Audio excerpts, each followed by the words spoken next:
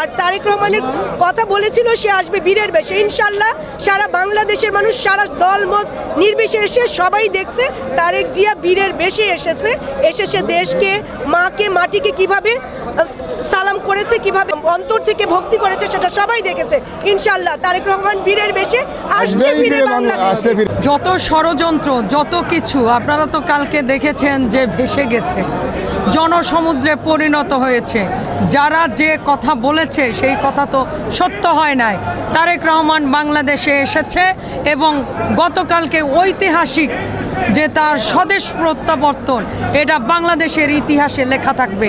এবং যারা বলেছিল যে তারেক রহমান নির্বাচনে অংশগ্রহণ করতে পারবে না, সে দেশে আসতে পারবে না, আজ তো দেখেছেন যে সে নির্বাচনও করতে পারবে আর দেশে তো অলরেডি এসে গেছে। I have a dream.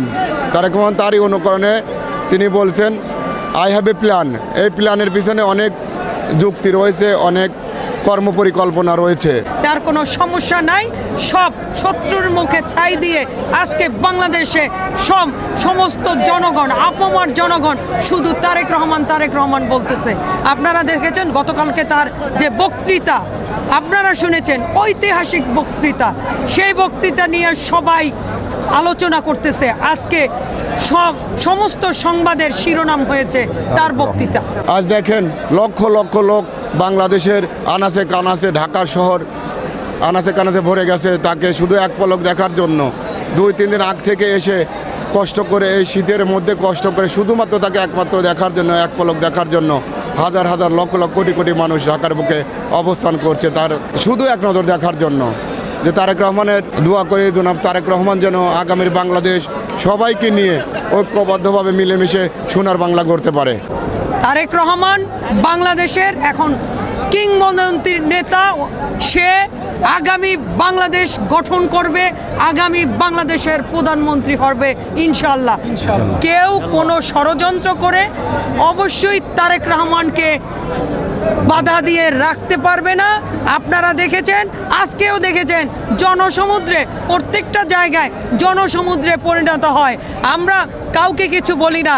আজকে দেখেছেন মানুষের কিভাবে ঢল নেমেছে। আমরা যারা নেতাকর্মী আজকে 17 বছর আমরা এই ফ্যাসিস্টের বিরুদ্ধে যুদ্ধ করেছি, মামলা হামলার শিকার হয়েছি, জেল খেটেছি। আজকে দেখেন আমরাও তাকে কাছে পাচ্ছি না, কারণ জনগণ, সমস্ত জনগণ তাকে কাছে নিচ্ছে। এখনও সেই শ্রেণী ষড়যন্ত্র করে যাচ্ছে।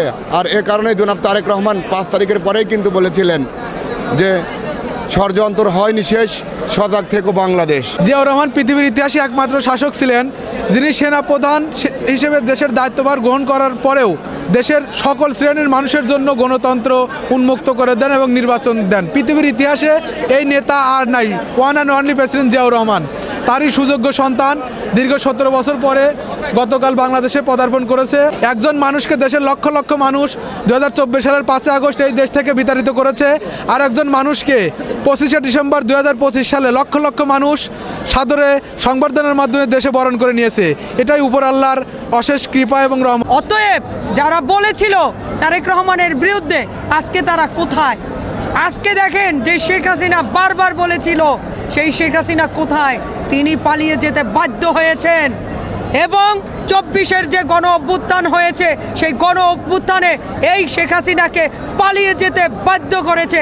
এবং সেই গণ অভ্যুত্থানেরও নায়ক ছিল তারেক রহমান। এবং তার নেতৃত্বে আমরা সারা বাংলাদেশের জাতীয়তাবাদী দলের প্রতিটি নেতাকর্মী ঝাঁপিয়ে পড়েছিল এবং আমরা বিজয় অর্জন করেছিলাম। আজকে তার প্রতিফলন আপনারা দেখতে পাচ্ছেন এবং আগামী দিনেও দেখবেন। আমাদের আগামীর বাংলাদেশ গঠন করবে আমাদের নেতা তারেক রহমান। ইনশাআল্লাহ, ইনশাআল্লাহ।